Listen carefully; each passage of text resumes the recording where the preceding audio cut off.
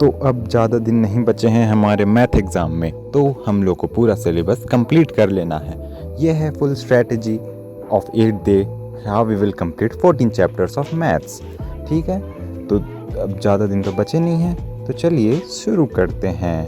तो पहले हम लोग बात करेंगे दोस्तों, सबसे पहले डे 1 का। डे 1 में हमने 2 चैप्टर्स लिया है, relations functions and inverse trigonometric functions.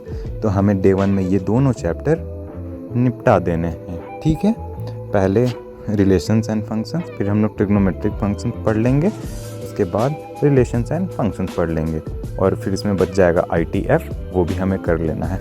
हमें मेन फोकस रखना है इन सारी चीज़ों पे। आप लोग देख सकते हैं, domain, range, type of relations, principal, value, branch, formulas, ये सब पे मेन फोकस रहेगा ये सब। उसके बाद फिर आता है डे 2, तो जिसमें हम लोगों ने लिया है मैट्रिसेस एंड डिटर्मिनेंट्स।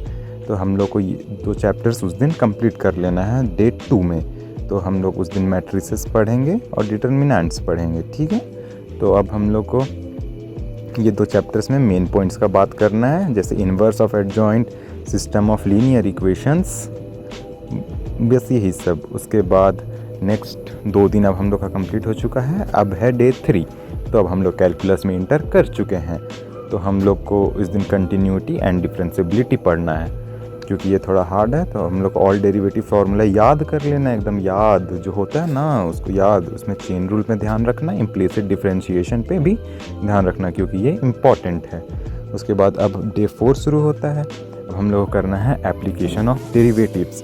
इसमें इंक्रीजिंग, डिक्रीजिंग पे और मैक्सिमा मिनिमा पे पूरा ध्यान देना है, क्वेश्चन यहीं से आता है बाबू लोग, ठीक है ना। फिर डे 5, तो डे 5 में अब हमारा बचा इंटीग्रल्स। तब हम लोग इंटीग्रल्स करेंगे। तो इंटीग्रल्स में टॉपिक में क्या है, तो जो हम लोग को मेन चीज़ पे ध्यान देना है वो है indefinite integral, different integral property और एरिया अंडर कर्व। उसके बाद डे 6 शुरू होता है।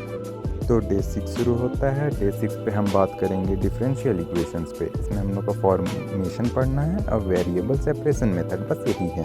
फिर डे 7 हम लोग लास्ट सेकेंड डे पे हैं। तो इस दिन हम लोगों ने लिया है वेक्टर्स प्लस 3D ज्योमेट्री। इसमें हमें क्या पे ध्यान रखना है, वेक्टर अलजेब्रा और 3D पे डॉट प्रोडक्ट, क्रॉस प्रोडक्ट कर लेना बढ़िया से, और लाइन एंड प्लेन इक्वेशंस भी कर लेना, याद रखना, ये करना भूल मत जाना।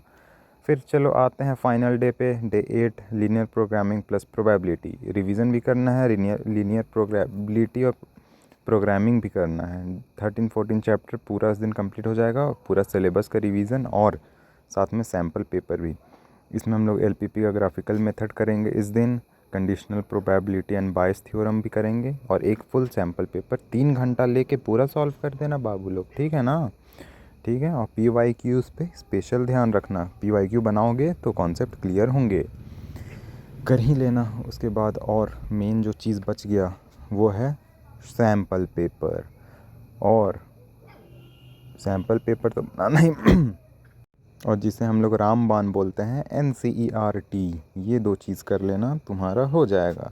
Thank you so much for watching guys. अगर तुम इतना ही कर लेते हो तो श्योर है तुम्हारा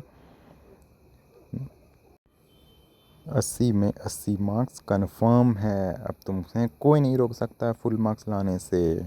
thank you so much for watching दोस्तों। Good luck for your exam, all the best, thank you.